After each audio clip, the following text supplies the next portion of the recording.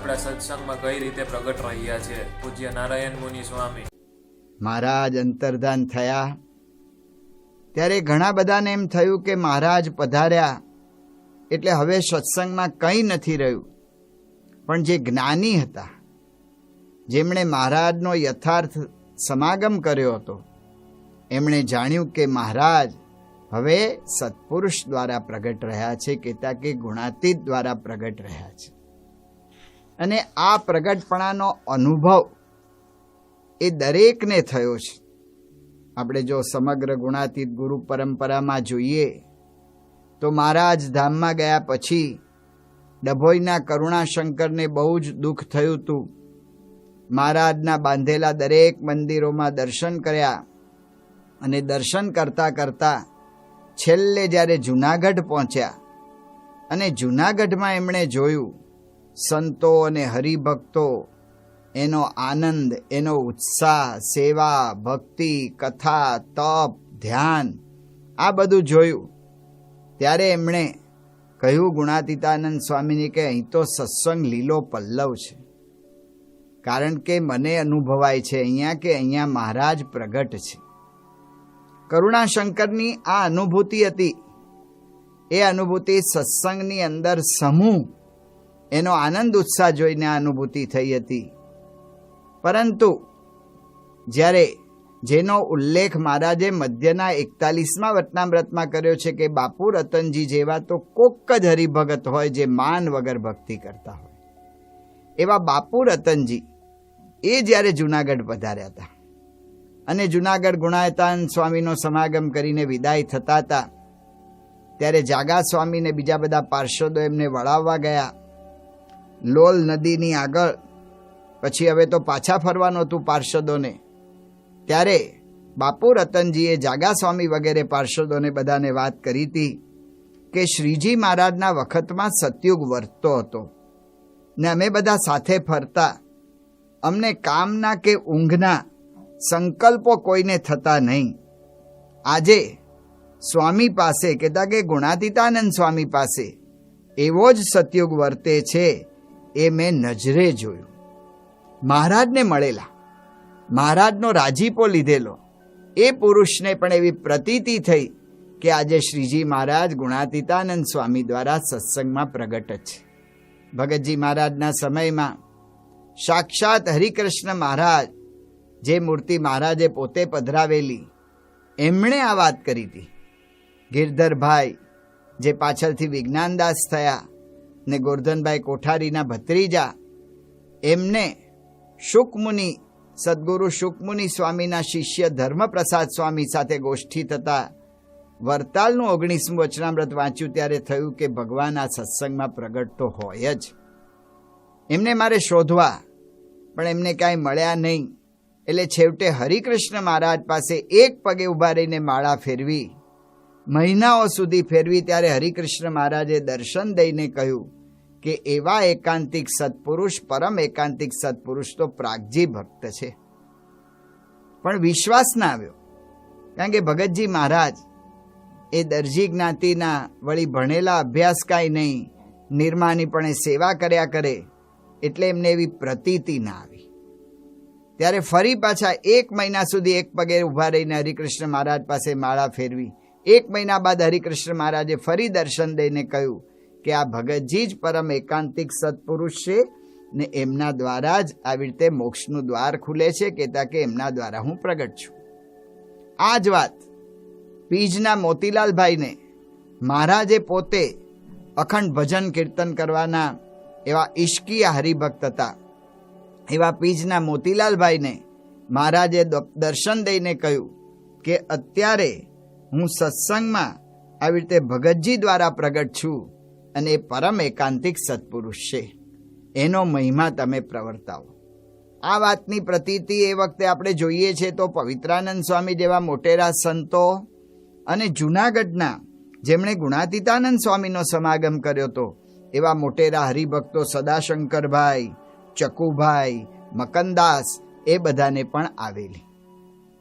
આ જ મહારાજનું પ્રગટપણું શાસ્ત્રીજી મહારાજના સમયમાં પણ હજારોએ અનુભવેલું અને મોટા મોટા શાસ્ત્રીજી મહારાજ જ્યારે નડિયાદ પધાર્યા હતા અને નડિયાદમાં ગુજરાતી સાહિત્યના સાક્ષર, સંસ્કૃતના મહાવિદ્વાન અને વરતાલ કમિટીના સભ્ય એવા દોલતરામ કૃપારામ પંડ્યા, એમને શાસ્ત્રીજી મહારાજને પોતાને ત્યાં પધરાવ્યા.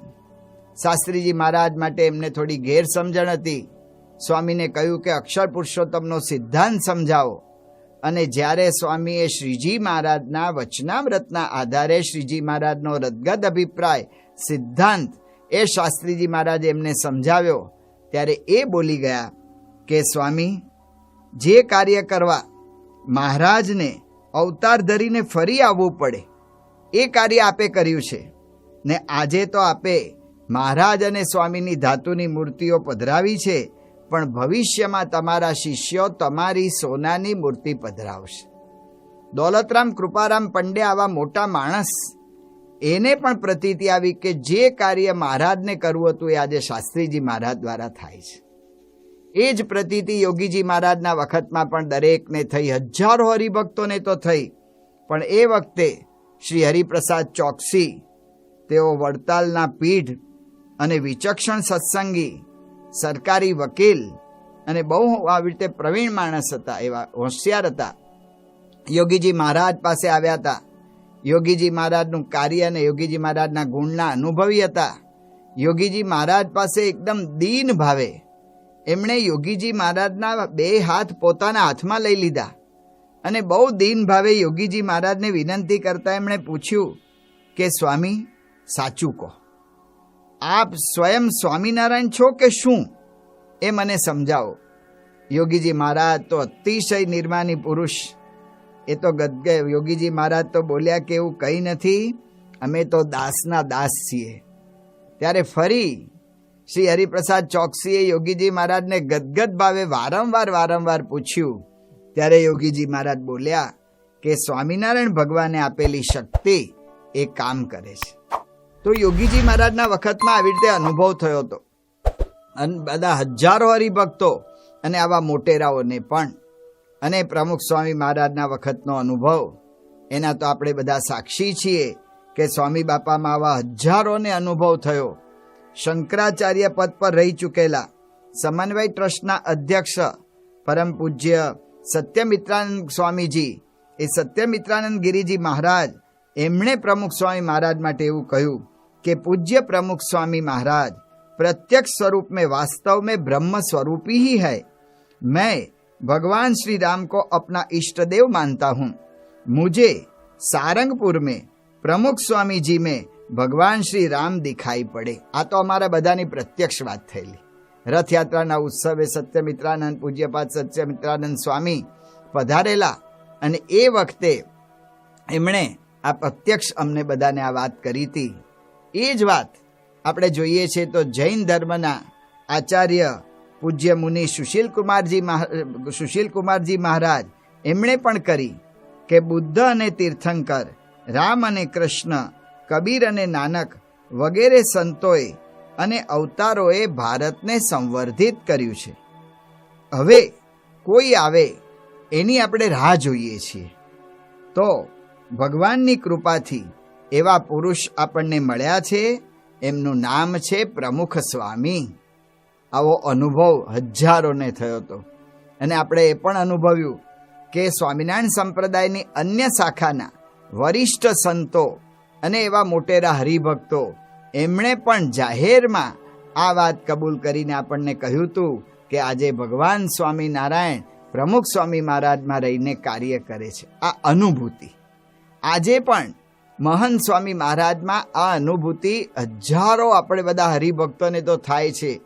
પણ વિવિધ ક્ષેત્રના, જુદા જુદા દેશના, જુદા જુદા પ્રાંતમાં રહેતા, જુદી જુદી ભાષા બોલતા અનેકને કેવળ મહંત સ્વામી મહારાજના દર્શનથી અનુભવ થાય છે કે આજે ભગવાન એમનામાં રહીને આ કાર્ય કરે છે. ભગવાનનું પોતે સાક્ષાત સ્વરૂપ છે એવો અનુભવ પછી મુંબઈના સોલિસિટર માર્કંડભાઈ હોય કે ચાઇનીઝ મહિલા પેઇન્ટર જીન શુ હોય કે પછી મુંબઈના કેન્સરના ડૉક્ટર અનિલ સાંગાનેરિયા હોય કે લંડનના બ્રિટિશ એરવેઝના વરિષ્ઠ પાયલોટ જેરીમી હોય, કે બેંગ્લોરના હોટલ માલિક ઉમેશજી હોય, કે હિમાચલ પ્રદેશના ડીજીપી શ્રી સીતારામ મરડી હોય, કે પૂનાના સિક્કા કંપનીના માલિક શ્રી રાજેશભાઈ હોય, કે અબુધાબીમાં આપણું જે મંદિર થાય છે એના માસ્ટર પ્લાનની ડિઝાઇન RSP કંપનીએ કરેલી, એના મેનેજિંગ ડાયરેક્ટર એ ચાઇનીઝ મિસ્ટર લાઈ હ્યુન પો હોય, ગમે તે હોય, દરેકને આજે અનુભવ થાય છે.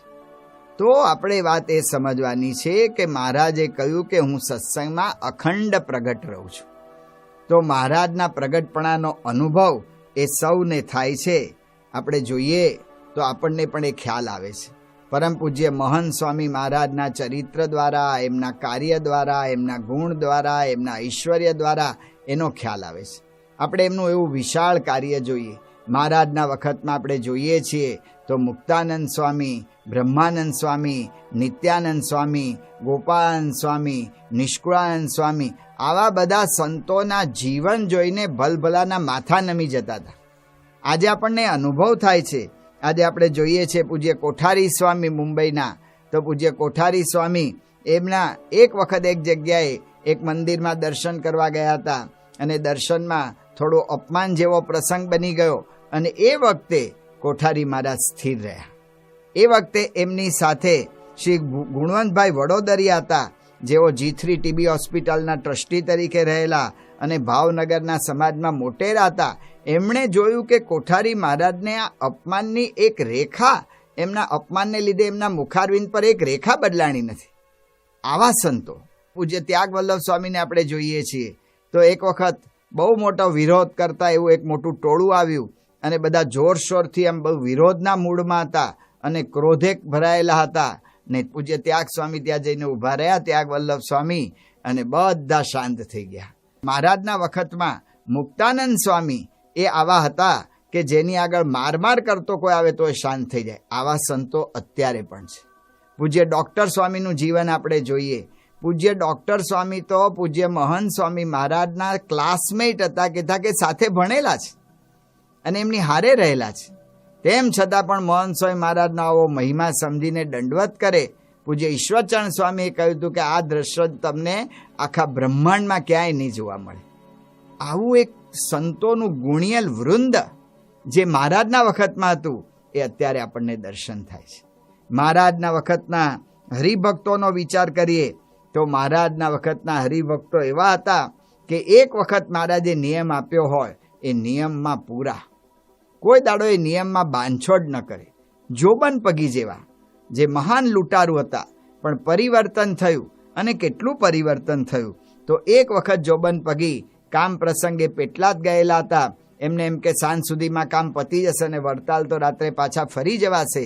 પણ કામ આખો દિવસ ચાલ્યું, રાત પડી ગઈ અને બીજે દિવસે પણ રોકાવું પડે એવી પરિસ્થિતિ થઈ, એટલે રાત રોકાઈ જવું પડ્યું. પૂજા સાથે નહોતા લઈ ગયા. બીજે દિવસે કામ પતાવી બોચાસણ પધાર્યા. બોચાસણના આપણા પરમ ભક્તરાજ કાશીદાસ મોટા, એમણે બધાએ પણ જોબન પગીને કહ્યું કે હવે કંઈક નાસ્તો પાણી કે એવું કંઈ. જોબન પગી કહ્યું પૂજા બાકી છે.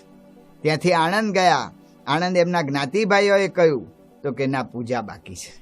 તે બપોરના 3 વાગે વડતાલ પહોંચ્યા, નાહ્યા ધોયા, પૂજા કરી, આવી ટેક રાખી હતી તો મહારાજ ડભાણથી એમને દર્શન દેવા એ દિવસે વડતાલ પધાર્યા હતા. પણ કહેવાનું શું કે મહારાજના આવા હરિભક્તો હતા જે ટેકીલા હતા, નિયમ ધર્મમાં બાંધછોડ ન કરે. આજે પણ એવા કેટલા બધા હરિભક્તો દેખાય છે. અહીંયા તો આપણે થોડાકનો જ ઉલ્લેખ કરી શકીશું. તો આપણા ટોરન્ટોની અંદર આપણા નરેશભાઈ, એ કેનેડાના આપણા મુખ્ય હરિભક્ત, એ નરેશભાઈ એક વખત અહીંયા દેશમાં આવ્યા હતા અને સામાનમાં પૂજા રહી હતી ને સામાન બીજી ફ્લાઇટમાં આવવાનું આપણે મોકલ્યો તે એરવેઝવાળાએ, એટલે એમને મોડું થયું. 36 કલાક એમનો સામાન મોડો આવ્યો. પૂજા એમાં હતી તો 36 કલાક ઉપવાસ કરીને એમણે પૂજા આવ્યા બાદ જ પાણી ગ્રહણ કર્યું. રાજકોટના આપણા યુવક ચંદ્રેશભાઈ કાનાબાર વિદ્યાનગરમાં અભ્યાસ કરતા હતા. પદવીદાન સમારંભમાં ગયા હતા, પૂજા ભૂલી ગયા હતા, 2 દિવસ ઉપવાસ કર્યો. આના તો નાના બાળકો પણ આવું કરે છે. બાળ મંડળના સભ્ય મિયાણી રાજેશ અને યોગેશભાઈ 6 વર્ષ ને 8 વર્ષના સુરતના, અને પોતે બસમાં જતા હતા ભાવનગર સવારના 5-6 વાગે બસ પહોંચી જવી પડે, સાંજે 3 વાગ્યા પછી બસ પહોંચી, ત્યાં સુધી આ બાળકોએ પૂજા કર્યા વગર કાંઈ ના લીધું. મુંબઈના આપણા ભાવેશભાઈ ચૌહાણ એ ગાયક, અને ગાયકમાં ને એમાં એમને મોડું થઈ ગયું. બીજે દિવસે ઘરે 4 વાગે પહોંચ્યા, ત્યાં જઈને એમણે પૂજા કરી અને પછી જ લીધું. આવા કેટલા બધા યુવકો, બાળકો, બાઈઓ, ભાઈઓ બધા જે સત્સંગમાં છે. મહારાજના વખતની આપણે વાતો સાંભળીએ છીએ કે મહારાજનને અંતકાળે જરૂર તેડવા આવું ભક્ત ચિંતામણીમાં મહારાજે કહ્યું. અને નિષ્કુળાનંદ સ્વામી આવા ઘણા બધા પ્રસંગો પરચાના પ્રકરણમાં નોંધ્યા છે કે અમદાવાદના પ્રાણવલ્લભભાઈ હોય, કે જેતલપુરના દયારામભાઈ હોય, કે ચમારાના ધ્યાજીભાઈ હોય, કે નારદીપુરના તીતારામ હોય, કે રાજપુરના જેકર્ણ હોય, આવા કેટલાયને મહારાજ ધામમાં લઈ ગયા. ને બીજા ગ્રંથોમાં છે. એ વાત આપણે અત્યારે અનુભવી. હમણાં થોડા વખત પહેલા આપણે જાણીએ છીએ મહારાજનને અંતકાળે જરૂર તેડવા આવું એ શીર્ષક હેઠળ આપણે સભાઓમાં બધી આ વિડીયો દેખાડી હતી. અને એની અંદર જે તે આપણા હરિભક્તો ધામમાં ગયા હોય એના પુત્રાદિક સંબંધીઓએ આ વાતો કરી કે અમને આવી વાત કરતા ગયા કે મહારાજ તેડવા આવ્યા છે, પ્રમુખ સ્વામી મહારાજ પધાર્યા છે, કે મહંત સ્વામી મહારાજ પધાર્યા છે. આવી વાતો કરતા અને આનંદથી, જાણે અહીંથી આમ પરદેશ જતા હોય ને આનંદથી ધામમાં ગયા, એવા અનુભૂતિની પ્રમાણભૂત ઇન્ટરવ્યૂ બધાના, અને ઓથેન્ટિક આ વાત કહેવાય, દસ્તાવેજી વાત કહેવાય, એવી વાત આપણને જાણવા મળી. તો એવા કેટલા બધા હરિભક્તો, અંટોલીના ભાઈલાલભાઈની વાત, કે ગોગંબાના મોતીસિંહ પરમાર હોય, કે કપડવંજના દલસુખભાઈ ભગત, કે એટલાન્ટાના અકુભાઈના માતુશ્રી, કે આંબા તલાટના આદિવાસી ખલફુ, કે મુંબઈના હરેશભાઈ ધોરાજીયા, અસલાલીના પ્રવીણભાઈના ધર્મપત્ની, આણંદના રમણભાઈ ભગત, મોજીદડના રામજીભાઈ, પાદરાના ઉમેદભાઈ, હિંમતનગરના પ્રભુદાસ મોદી, અમદાવાદમાં ડૉક્ટર પ્રહલાદભાઈના પિતાશ્રી પ્રહલાદભાઈ, સેલવાસના રવિયાભાઈના ધર્મપત્ની. આવા તો કેટલા પ્રસંગો આપણને એમાં જાણવા મળે. તો જેવું મહારાજનો પ્રતાપ, જેવો મહારાજનું ઐશ્વર્ય, એ આપણને જોવા મળે છે. મહારાજના વખતે તત્વજ્ઞાનની વાતો થતી. પરમંશો એ વખતે તત્વજ્ઞ શાસ્ત્રાર્થ કરતા એવી વાતો હરિલ્યા કલ્પતરુ ગ્રંથમાં અને સત્સંગી જીવન ગ્રંથમાં મળે છે.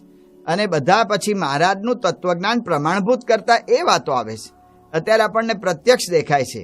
કાશીની અંદર વિદ્વત પરિષદ, જેમાં જુદા જુદા મતના વિવિધ વિષયોના નિષ્ણાત બધા પંડિતો, એમણે અક્ષર પુરુષોત્તમ દર્શન કહેતા કે મહારાજનું તત્વજ્ઞાન માન્ય કર્યું. હમણાં જ થોડા સમય પહેલા તિરુપતિની અંદર આવી રીતે તિરુપતિ વિશ્વવિદ્યાલયમાં દક્ષિણના જુદા જુદા મતના વિદ્વાનો બધા ભેગા થયા હતા, અને એમણે અક્ષર પુરુષોત્તમ દર્શન એક આગવું દર્શન છે એ રીતે માન્ય કર્યું. મહારાજના વખતના આપણે મંદિરો જોઈએ છે, તો મંદિરોની અંદર પણ મહારાજ જ્યારે નડિયાદમાં પધાર્યા ત્યારે મહારાજે નારાયણ દેવનું મંદિર જોયું, અને એ વખતે મહારાજે પુરુષોત્તમ શિલ્પીને કહ્યું કે આપણે તો ભવ્ય અને 3 શિખરના મોટા મંદિરો કરવા છે. તો એવા ભવ્ય મંદિરો જે મહારાજના મનમાં હતા, એવા મંદિરો આજે આપણે દરેક જગ્યાએ દેશમાં અને પરદેશમાં જોઈએ છે. લંડનનું મંદિર તો Guinness book of world record લઈ આવ્યું. આજે આપણે અક્ષરધામ જોઈએ, ગાંધીનગર અક્ષરધામ, દિલ્હી અક્ષરધામ, રોબિન્સવિલની અંદર અક્ષરધામ રચાઈ રહ્યું છે. આજે અબુધાબી જેવા દેશમાં મહાન મંદિર રચાઈ રહ્યું છે. તો આ બધું જોતા આપણને પ્રતીતિ આવે કે મહારાજના જેવું જ આ બધું છે. મહારાજના વખતમાં મોટાએ મહારાજના સન્માન કર્યા હતા. ગાયકવાડ સ્ટેટના મહારાજા સયાજીરાવ હોય, કે ભાવનગર સ્ટેટના મહારાજા વજેસી બાપુ હોય, આવા રજવાડા, અને એની સાથે સાથે અંગ્રેજ સરકાર, સર જ્હોન માલ્કમ ગવર્નર, એમણે મહારાજનું સન્માન રાજકોટમાં કર્યું. તો આજે આપણે જોયું કે પ્રમુખ સ્વામી મહારાજનું કેનેડાની પાર્લામેન્ટમાં, પછી બ્રિટિશ પાર્લામેન્ટમાં, એ બધે સ્વામી બાપાનું સન્માન થયું. અને એ સિવાય ઇંગ્લેન્ડ હોય, કે યુએસએ હોય, કે કેનેડા હોય, કે કેન્યા હોય, કે ટાન્ઝાનિયા, યુગાન્ડા, ઓસ્ટ્રેલિયા, ન્યૂઝીલેન્ડ, એના તો કેટલાય શહેરો અને કેટલા બધા મેયરોએ સ્વામીશ્રીનું સન્માન કર્યું. આપણને નવાઈ લાગે ને આશ્ચર્ય પમાડે એવી વાત તો રાષ્ટ્રપતિ એવા ડૉક્ટર અબ્દુલ કલામ સાહેબ, એમણે પ્રમુખ સ્વામી મહારાજ ઉપર, એક રાષ્ટ્રપતિએ એક હિન્દુ ધાર્મિક નેતા ઉપર પ્રમુખ સ્વામી મહારાજ પર આ ટ્રાન્સેન્ડન્સ પુસ્તક લખ્યું. તો આપણને અનુભૂતિ થાય કે મહારાજ પ્રગટ જ છે. એક વ્યક્તિના જીવનમાં આવેલા ગુણો અને એમાં ઊંડાણ, એના ઉપર જ્યારે આપણી દ્રષ્ટિ પડે અને આ સત્સંગની અંદર અત્યારે થઈ રહેલો વ્યાપ કહેતા કે વિસ્તાર, એને આપણે જોઈએ ત્યારે આપણને પ્રતીતિ થાય કે શ્રીજી મહારાજ પ્રગટ છે. જેવો સત્સંગ, જેવા નિયમ ધર્મ, જેવી સમજણ, જેવી સાધુતા, જેવા સંતો, જેવા હરિભક્તો, જેવું ઐશ્વર્ય મહારાજના વખતમાં, જેવો પ્રતાપ, જેવો પ્રભાવ મહારાજના સમય હતો, તેવો આજે પણ પ્રગટ ગુરુહરિ મહંત સ્વામી મહારાજની પ્રત્યક્ષ ઉપસ્થિતિમાં આપણને અનુભવાય છે. એટલે આપણા માટે તો આજનો દિવસ એ બહુ એક વિશિષ્ટ દિવસ છે. પરબ્રહ્મ પુરુષોત્તમ નારાયણ શ્રીજી મહારાજ આ લોકમાં પ્રગટ થયા એ આપણા ઉપર અનેક અનેક અનેક ગણી કૃપા છે. પરંતુ સાથે સાથે જ્યારે આજે સ્થૂળ દ્રષ્ટિએ મહારાજ અંતર્ધાન થયા બાદ ગુણાતીત ગુરુ પરંપરા દ્વારા આજે પ્રગટ રહ્યા છે, એ આપણા ઉપર મહારાજની અનંત ગણી કૃપા છે. તો આજનો દિવસ એ આપણા માટે તો ગુણાતીત દ્વારા મહારાજના પ્રાગટ્યને વધાવવાનો દિવસ છે અને મહારાજનો આનંદ અને સુખ પામવાનો દિવસ છે. તો મહારાજના આજે ગુણાતીત દ્વારા પ્રાગટ્યની આ દિનને એને વધાવતા, એની વધામણી કરતા આપણે આપણા જીવનમાં આ વાતને વારંવાર વિચારીએ. મહારાજના પ્રગટપણાની વાતને, મહારાજના ઐશ્વર્ય પ્રતાપના બધાના દર્શન અત્યારે આપણને પ્રત્યક્ષ થાય છે, એ વાતોને વિચારતા અખંડ અંતરમાં અહોભાવ અનુભવીએ અને એ રીતે આપણા જીવનમાં કૃતાર્થતા અનુભવી શકીએ. એ જ મહારાજ સ્વામીને પ્રાર્થના. શ્રી સ્વામિનારાયણ ભગવાનની જય.